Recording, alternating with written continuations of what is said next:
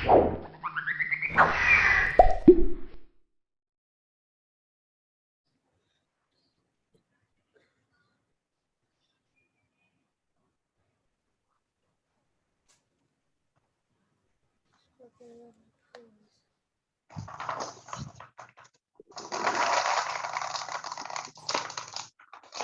anak-anakku sekalian, kita persiapan.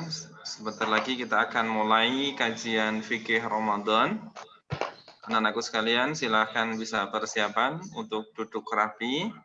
Kita nanti mulai dengan doa seperti doa mau belajar biasanya. Ya. Oke, baik. Kita mulai ya, Nak. Assalamualaikum warahmatullahi wabarakatuh.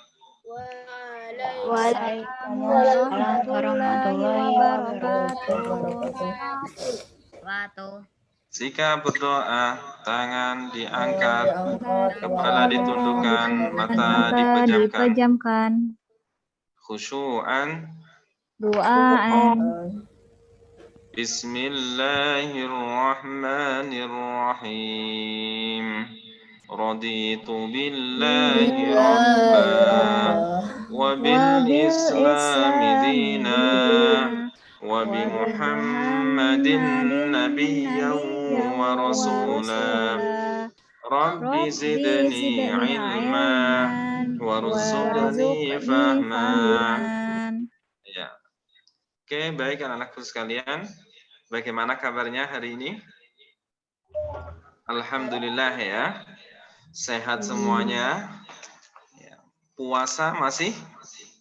Masih. Karena puasa itu menyehatkan. Sumu tasihhu ya.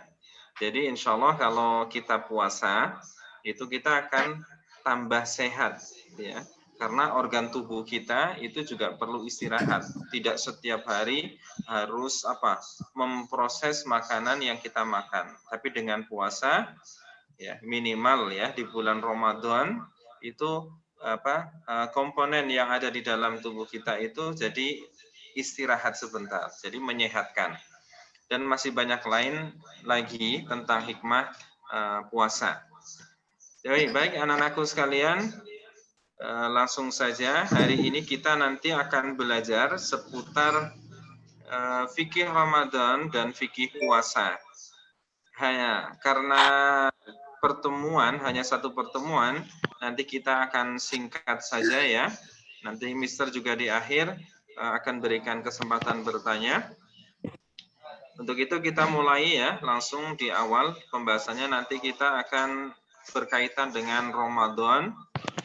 Bulan Ramadan, yaitu keutamaan bulan Ramadan, kemudian dilanjutkan dengan pengetahuan tentang puasa. Baik, anak-anakku sekalian, untuk memulai kajian pada pagi hari ini, ada yang masih ingat lagu ya, lagu tentang Paman Datang. Ya. Oke, baik kalau masih ingat kita sambil nyanyi ya. Ini liriknya sudah ada di screen ya. Kita sambil baca, kita sambil mengingat dan kita sambil pahami. Kita mulai.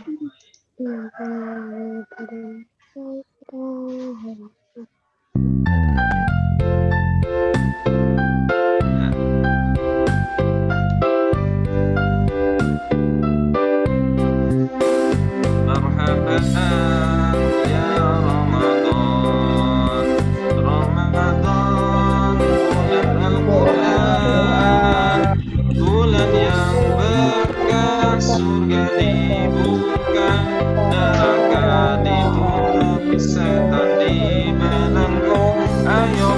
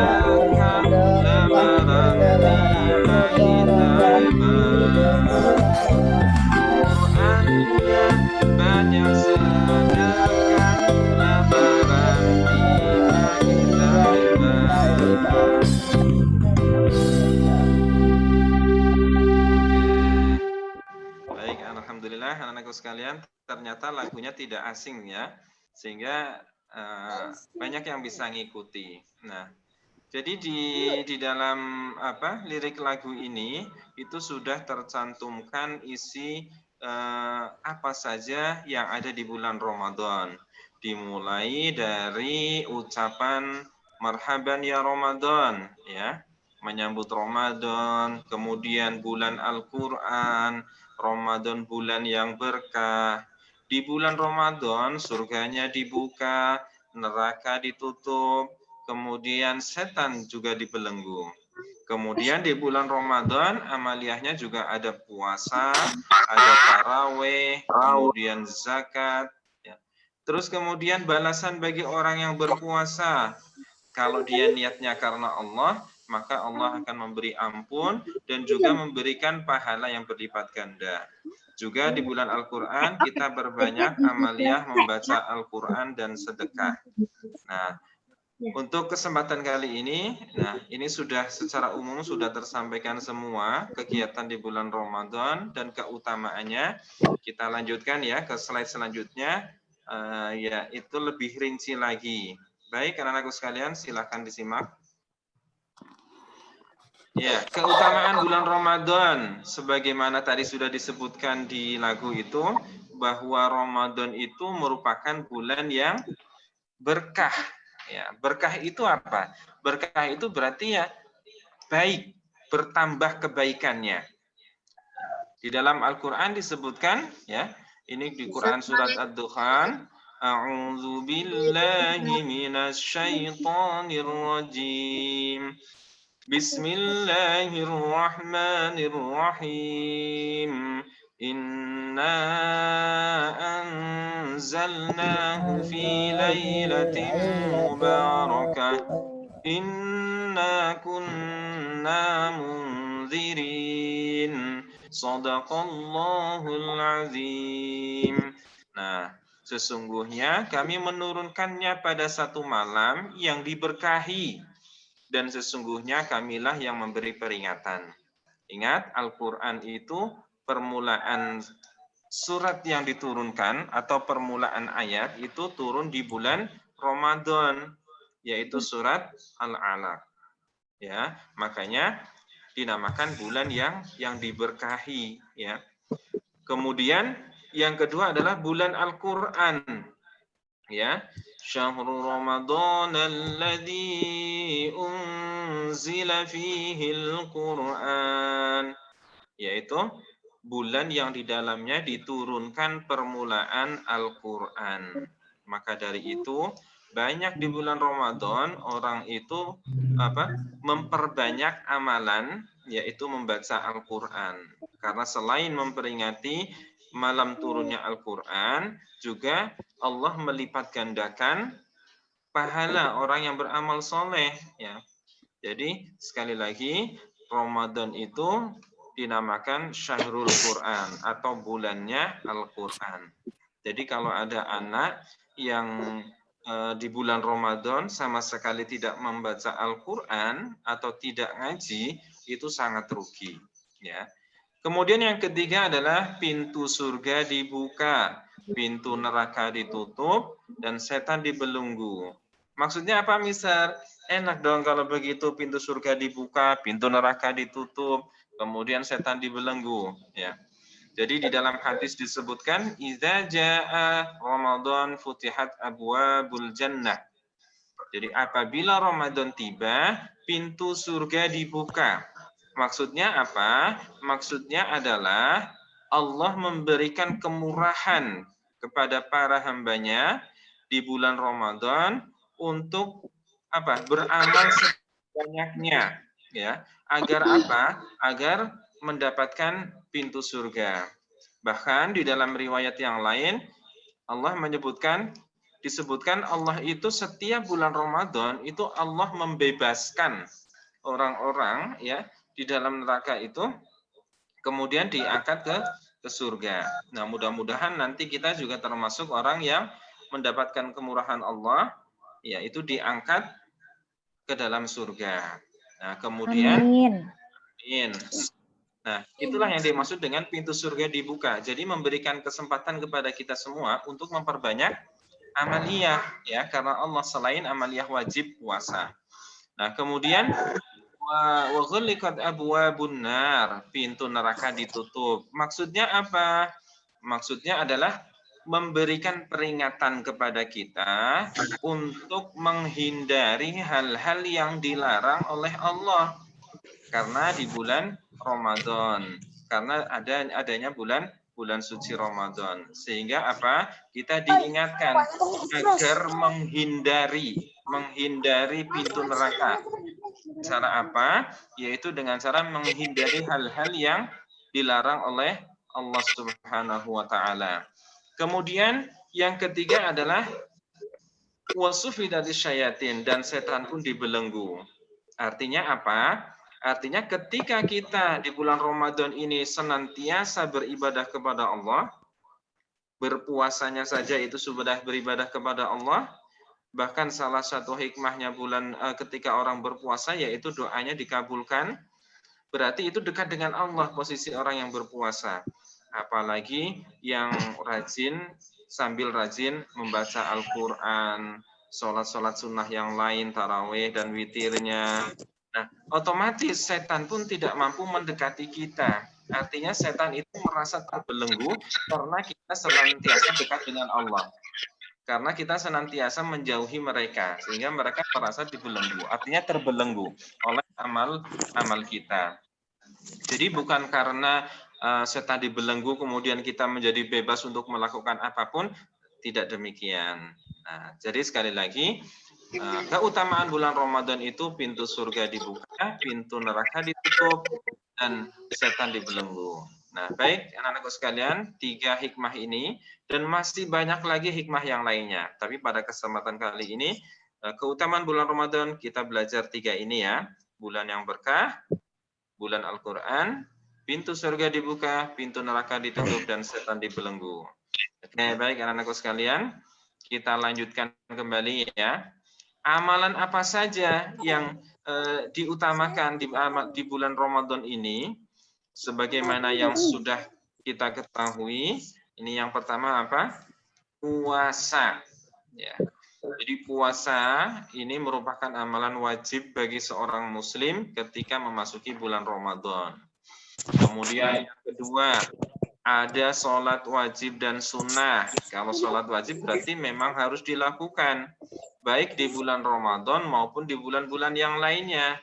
Kalau sholat wajib jadi harus dikerjakan. Dan sunnahnya, ya tidak hanya sunnah rawatib ya, sholat sunnah sebelum fardu ataupun sesudahnya, tapi juga sholat sunnah tarawih ataupun witir. Ya. Kemudian yang ketiga ada zakat. Ya. Jadi amalan di bulan Ramadan nanti, ya sebelum Idul Fitri kita ada zakat. Ya. Kemudian yang terakhir, yang sering kita lakukan atau sering kita jumpai amalan di bulan Ramadan adalah memperbanyak membaca Al-Quran atau tadarus Al-Quran. Nah, baik, kita akan membahas tentang puasa selanjutnya ya. Puasa itu apa sih ya? Kita sering mendengar puasa, bahkan mungkin kalian ada yang sudah terbiasa berpuasa selain di bulan Ramadan. Ada yang puasa Senin Kamis, ada yang 1 hari puasa, 1 hari tidak. Maka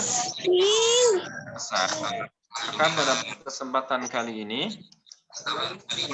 kita akan membahas persatu tentang puasa. Yang pertama, makna puasa. Siyam. Ya. Jadi puasa itu disebut siyam. Oke.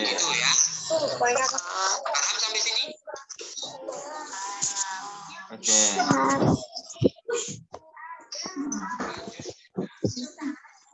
Baik, kita lanjutkan ya. Jadi secara bahasa, as-siyam itu artinya adalah al-imsak. Ya. Jadi kalau kita habis sahur itu suka mendengar imsak, Imsak, ya. Jadi kalau imsak itu berarti sebetulnya waktunya puasa. Makanya secara bahasa imsak itu diartikan menahan diri. Jadi sudah berhenti makan, ditahan, jangan dilanjutkan lagi makannya. Jadi secara bahasa adalah puasa itu berarti menahan diri. Ya. Kalau secara istilah berarti apa? Yaitu beribadah kepada Allah Ta'ala dengan cara menahan diri dari makan, minum, dan pembatal puasa lainnya. Dimulai dari terbitnya fajar hingga terbenamnya matahari atau maghrib. Itu yang dinamakan puasa. Ya. Lantas, kemudian hukum puasa Ramadan itu apa? Hukumnya adalah wajib. Ya, kalau wajib berarti harus dikerjakan. Kalau tidak mengerjakan berarti yang mendapatkan dosa. Nah, bagaimana Mister kalau misalkan tidak mampu Mister karena sakit? Ya. Maka boleh tidak berpuasa, tapi nanti kalau dia sudah sembuh, dia harus menggantinya, ya, atau mengkodok puasa di hari lain. Sebagaimana di dalam Quran surat Al-Baqarah ayat 183. Ya ayyuhalladzina amanu kutiba alaikumus syiyam kama kutiba alal ladzina min qablikum la'allakum tattaqun. Orang-orang yang beriman diwajibkan atas kamu berpuasa, ya. Sebagaimana diwajibkan atas orang-orang sebelum kamu agar bertakwa. Nah, itu sudah jelas ya. Jadi diwajibkan. Hukum puasa adalah wajib. Oke, baik, kita lanjutkan. Lantas syarat wajib puasa itu apa saja? Jadi syarat yang harus dipenuhi orang berpuasa itu apa saja?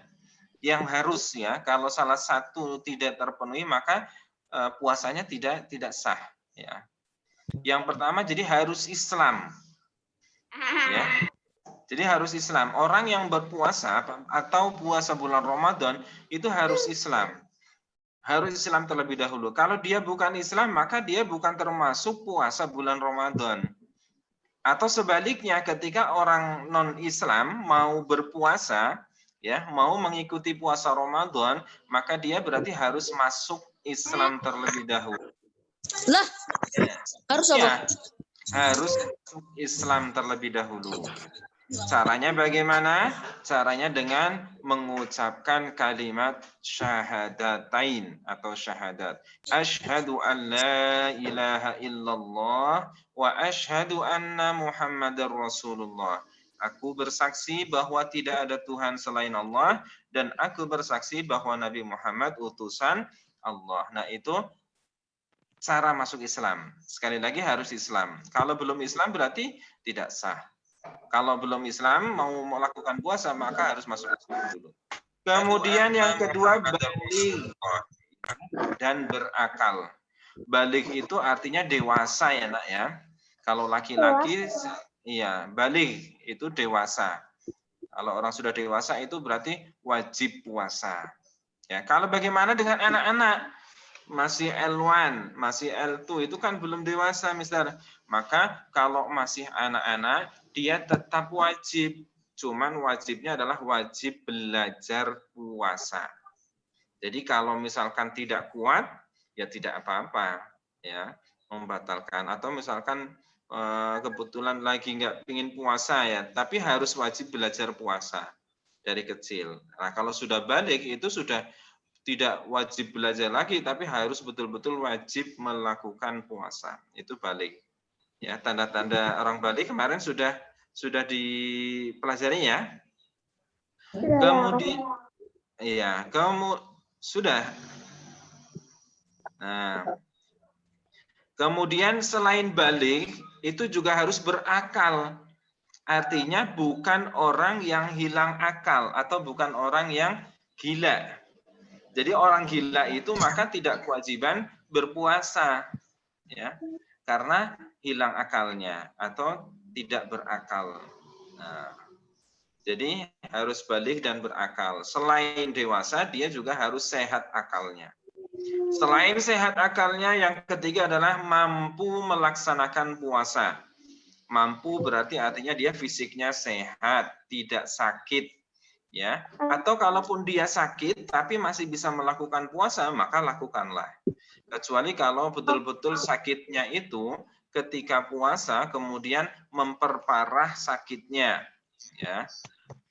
Kalau tidak makan sehari kemudian sakitnya jadi tambah parah, ya, maka atau harus minum obat, ya, per 4 jam sekali atau 5 jam sekali sehingga tidak memungkinkan untuk berpuasa, maka tidak apa-apa, tapi harus mengganti di hari yang lain.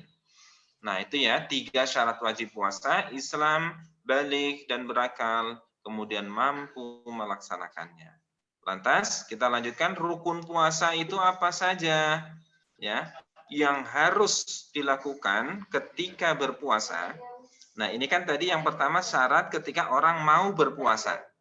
Jadi harus Islam, harus baligh, kemudian mampu. Kemudian kalau sudah Islam, sudah baligh dan berakal dan mampu melaksanakannya, kemudian apa yang dia lakukan ketika mau berpuasa? Yang pertama adalah niat puasa. Jadi kalau tidak niat puasa, maka tidak sah puasanya. Karena tidak dinilai ibadah puasa. Innamal a'malu binniyat, ya, wa innama likulli limri'im ma nawa, ya. Jadi segala sesuatu itu tergantung pada niatnya, ya. Jadi kalau kita berpuasa dari pagi sampai maghrib tapi tidak niat puasa Ramadan, maka ya tidak dicatat sebagai puasa Ramadan sama Allah, maka dianggap tidak berpuasa. Maka hukumnya menjadi rukun, harus ada niat puasa ketika malam hari, ya.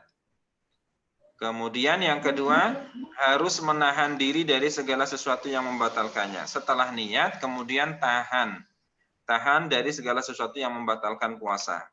Menahan makan, minum, dan lain sebagainya. Yang membatalkan puasa, Ustaz. Kenapa, Mbak Seril?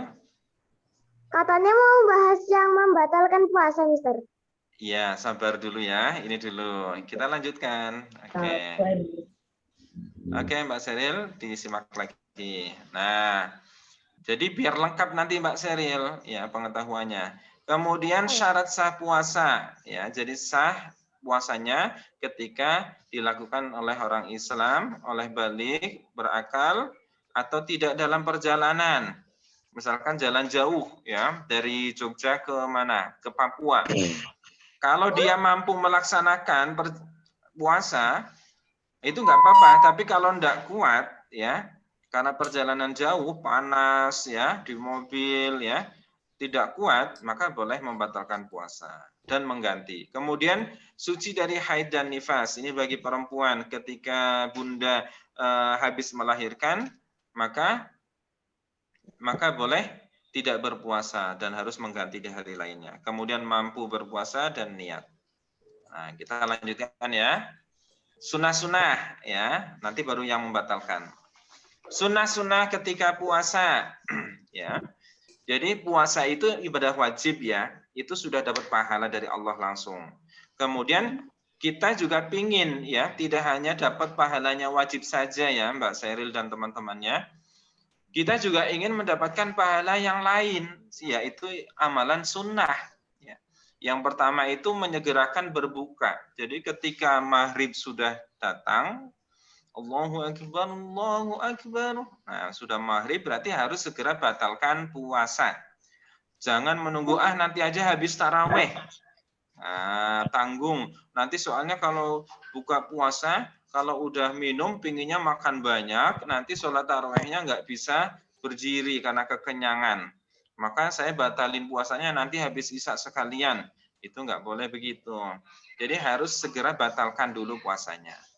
Dengan apa sunnahnya? Sunnahnya adalah dengan kurma, ya, atau yang manis, ya. Kalau tidak ada kurma, ya dengan air putih saja itu sudah cukup, sudah dapat sunnahnya, sudah dapat pahala sunnahnya.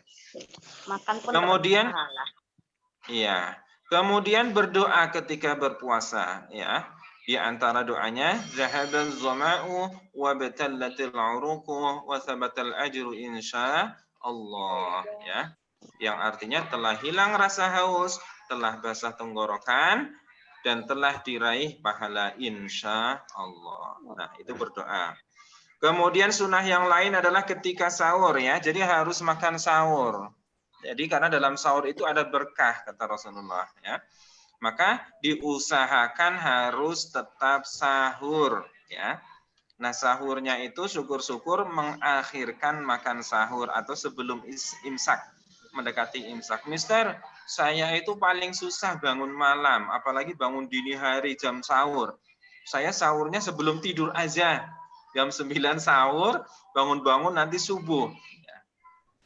Ya sebetulnya tidak apa-apa, tapi tidak dapat pahala sunnahnya, yaitu mengakhirkan makan sahur.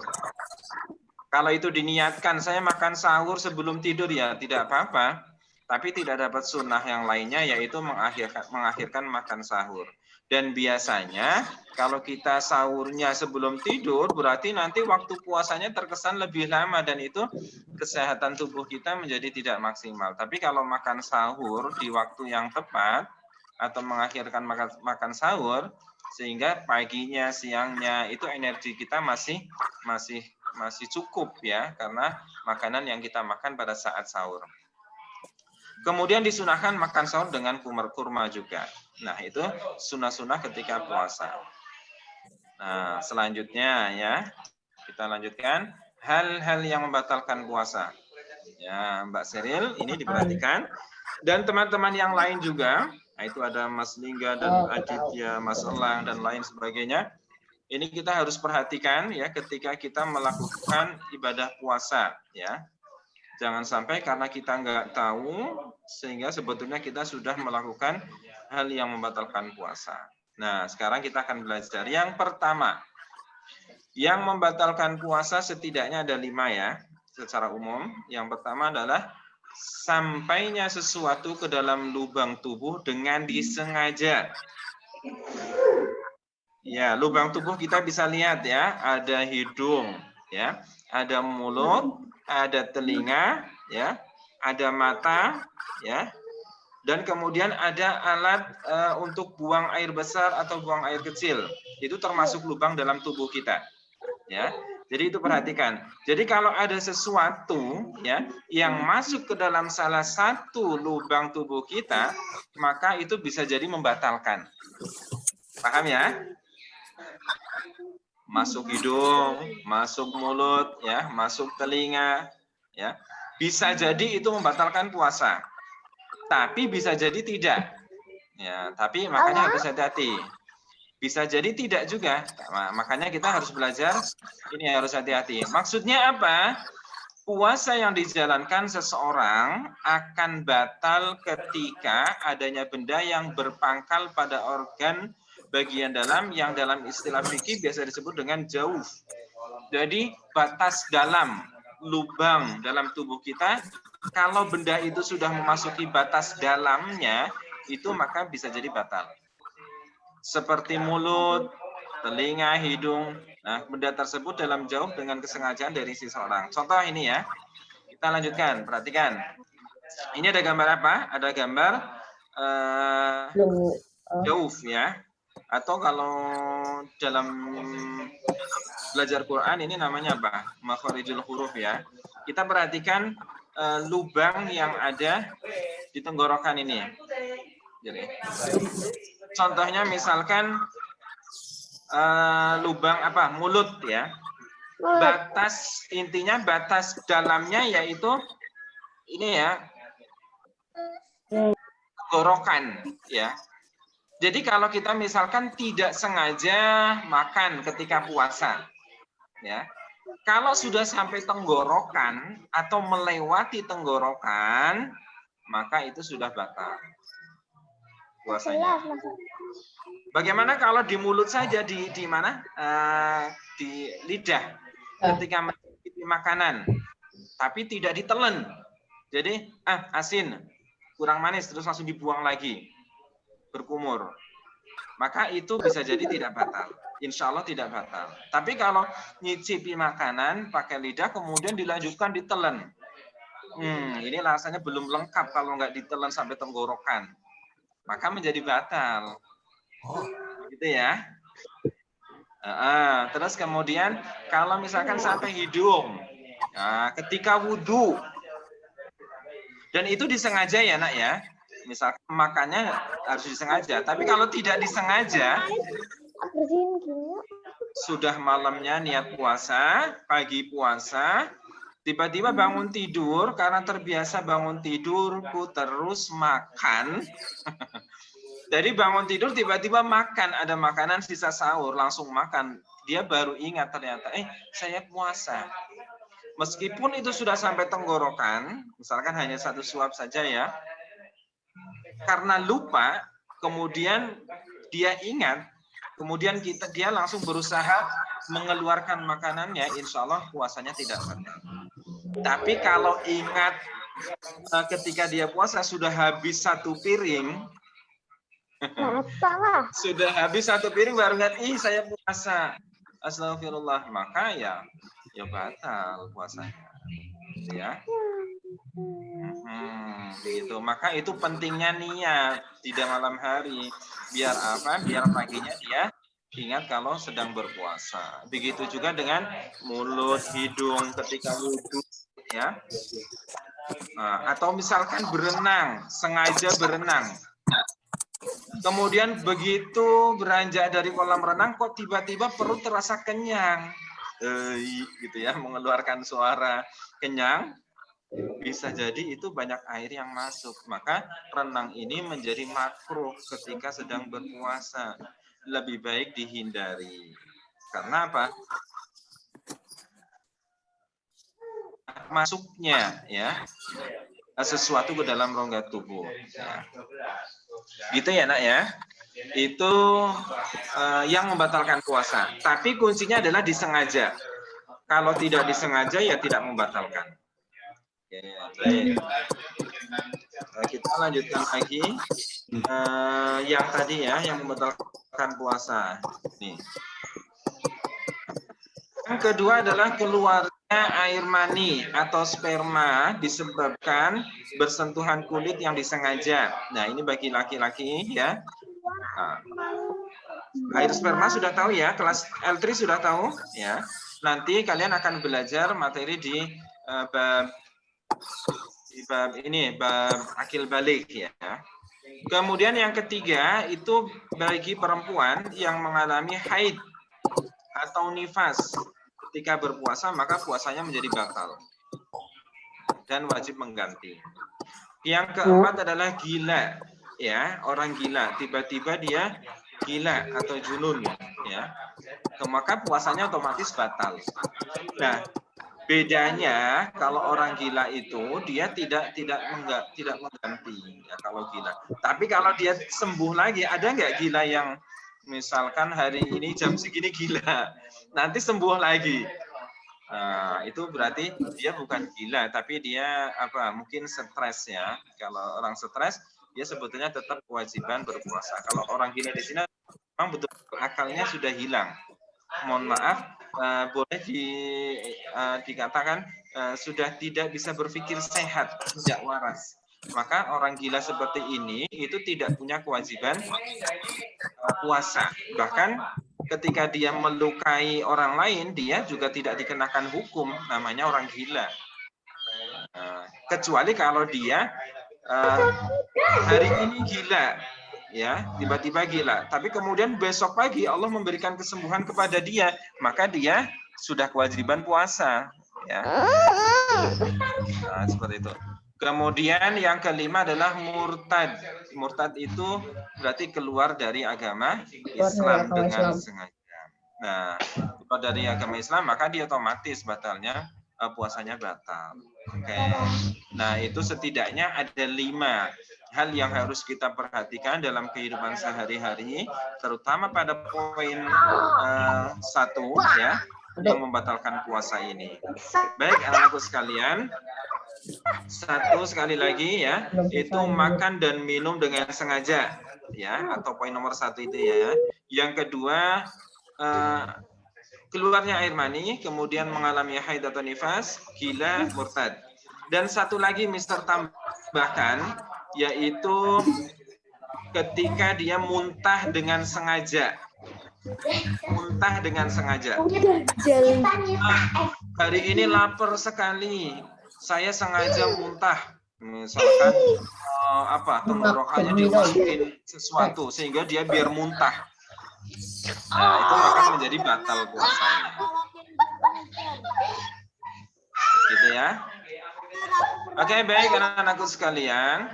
Wah, ya itu seperti falayan itu berarti batal puasanya. Alhamdulillah. Dulu belum tahu, Mister.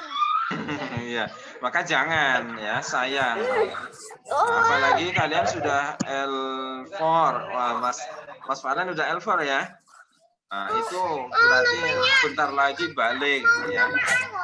Bentar lagi dewasa, jadi sudah dikenakan kewajiban puasa, dan kalau tidak menjalankan berarti dapat dosa. Baik anak-anakku sekalian, kita masih punya waktu 5 menit ya. 5 menit. Ada yang mau bertanya? Silakan. Silakan, Mister. Silakan, Mbak. Mas yang mau bertanya? Kalau liur ditelan batal juga. Air liur ditelan batal tidak? Ya. Ya enggak toh. Ini. Oke. Ya, Mas Valen, perhatikan dulu ya. Air liur ditelan atau ketika kita menelan air liur nih siang-siang panas. Nah, apakah membatalkan puasa? Jadi yang dimaksud membatalkan puasa di sini adalah memasukkan sesuatu dengan disengaja dari luar ke dalam. Kalau air liur itu kan masih berada di dalam anggota, maka sehingga karena termasuk anggota badan tubuh kita, berarti bukan dikategorikan memasukkan dari luar ke dalam, berarti tidak membatalkan. Kalau suntik berarti batal ya? Apa? Kalau suntik batal. Nah, bagaimana kalau suntik ya? Suntik pada awal mulanya memang membatalkan, tapi ketika suntik itu menjadi syarat akan sehatnya seseorang, insya Allah tidak batal. Contoh vaksin, ya. Makanya di Indonesia vaksin tetap dijalankan dan itu sudah ada izin dari Majelis Ulama karena memang syarat biar sehat, maka tidak batal insya Allah. Begitu ya Mas Lingga. Oke, cukup ya nak ya. Ada pertanyaan lagi? Satu lagi silakan. Air mani itu apa? Nah baik, air mani itu apa? Jadi siapa yang bertanya nih? Kelas berapa? Ya. L4. Nah, berarti nanti juga akan dapat materinya. Jadi air mani itu air yang keluar ya dari dari alat buang air ya. Jadi itu misalkan melalui mimpi. Ya, melalui mimpi misalkan kalian bertemu dengan teman kalian, misalkan kalian mimpi nih, Mas Valen mimpi, tidur mimpi, dalam mimpi itu ketemu Mbak siapa? Nah, misalkan bangun-bangun pagi, kalian mau mandi, ternyata ada sesuatu yang lengket ya, itu di dalam organ, itu namanya air mani. Nanti kalian akan mengalami semuanya. Baik laki-laki maupun perempuan itu akan mengalami semuanya. Nah, itu air mani. Cuman kalau keluarnya itu disengaja, kalau mimpi kan tidak disengaja. Karena dia tidak dalam keadaan sadar. Tapi kalau disengaja, nah itu berarti batal. Nah, baik, itu pengetahuan sedikit tentang sperma ya, atau mani, itu yang sebagian orang sudah balik. Orang sudah balik itu pasti ngalami semuanya, dan itu sudah sunnatullah, artinya ketentuan dari Allah. Kita tidak bisa menghindari itu, dan kita harus tahu, wajib tahu sebagai muslim. Begitu ya. Baik anak-anakku sekalian, saya kira cukup ya waktunya, tinggal 1 menit lagi, kita nyanyi lagi sebagai penutup. Ya, Mas Valen semangat nyanyi, paman datang. Oke. Ya. Oke, bersama-sama. Yuk.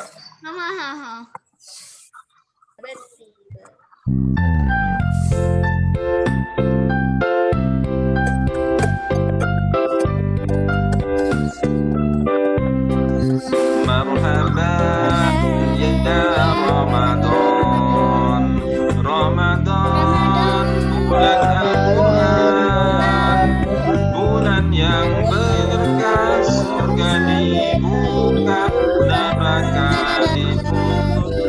Mandi belenggu puasa itu tarawih akan segera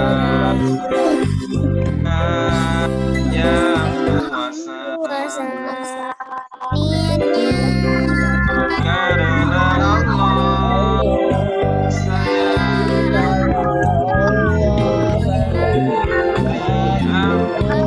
juga pahala kesaksiannya dan sedang lebaran tiba kita hebat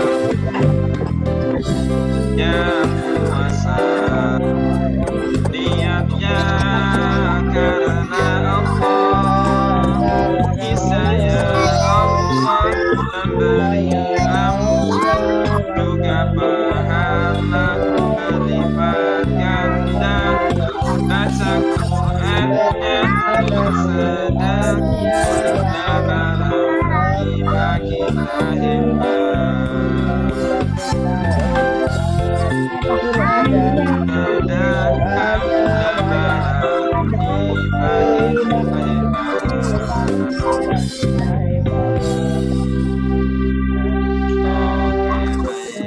semuanya hebat semuanya ya. Insya Allah semuanya hebat sampai nanti lebaran tiba. Sekali lagi Mister berpesan puasa, tarawih, zakat, baca Quran ya. Insya Allah Allah akan mengampuni dosa kita sehingga nanti ketika akhir Ramadan atau memasuki bulan Syawal kita termasuk orang-orang yang mendapatkan kemenangan. Oke, amin. Baik anak-anak sekalian.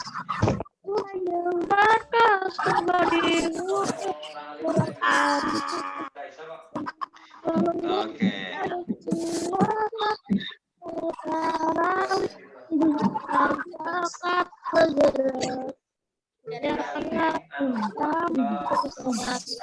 Ya, masih ada yang nyanyi. Kita dengarkan. Oke, baik ya. Nanti materinya juga akan Mister share di grup kelas masing-masing. Nanti bisa sambil belajar di situ ya, dibaca lagi nyanyinya. Insya Allah. Dan ini materi juga nanti akan keluar di kuis ya. Jadi nanti bisa dipelajari lagi. Baik anak-anakku sekalian, kita tutup ya. Insya Allah mudah-mudahan semuanya paham dan nanti bisa dipraktekkan dalam kehidupan sehari-hari ketika kita berpuasa. Baik anak-anakku sekalian, yuk sikap berdoa. Diangkat kepala ditanukkan Khusyu'an. Allahumma arinal haqqa haqqan warzuqna ittiba'ah wa arinal batila batila warzuqna ijtinabah subhanaka Allahumma wa bihamdik asyhadu an la ilaha illa anta astaghfiruka wa atubu ilaik. Baik, selamat berpuasa ya. Wassalamualaikum warahmatullahi wabarakatuh.